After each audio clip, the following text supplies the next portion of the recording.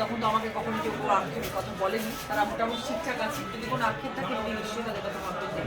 শাড়ির সঙ্গে কথা বললেন এবং শাড়ি দেখলেন, কি বলবেন এই যে শাড়ি, এই শাড়ি কি ভারতের একটা জায়গায় নতুন করে নাম করে নেওয়া উচিত? মানে করা হয়ে গেছে এবং সারা ভারতবর্ষে তাঁত শিল্প ইজ ভেরি ভেরি ফেমাস।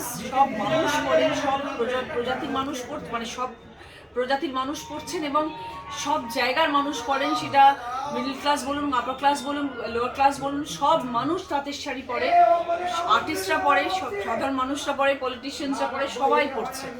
তো ন্যাচারালি তাঁত শিল্প কখনো বন্ধ হতে পারে না, তাঁত শিল্প কখনো কমতে পারে না, তাঁত শিল্প বিশ্ববিখ্যাত হয়ে থাকবে সবসময়। দিদি, যে শাড়িটা আপনারা পরেন সেই শাড়িটা যেখানে বোনা হয় আজকে নিজে দেখলেন, কি বলবেন? দেখেছিলেন এর আগে? একটা নতুন অভিজ্ঞতা হলো। হ্যাঁ, আমি শান্তিপুরে গিয়ে দেখেছিলাম, কিন্তু এখানে এসে নিজের জায়গায় এসে দেখলাম। এটা আমার জায়গা এখন আপাতত আমার কনস্টিটুয়েন্সির মধ্যে পড়ে এবং এখানে এসে দেখারও একটা আলাদা অনুভূতি হলো।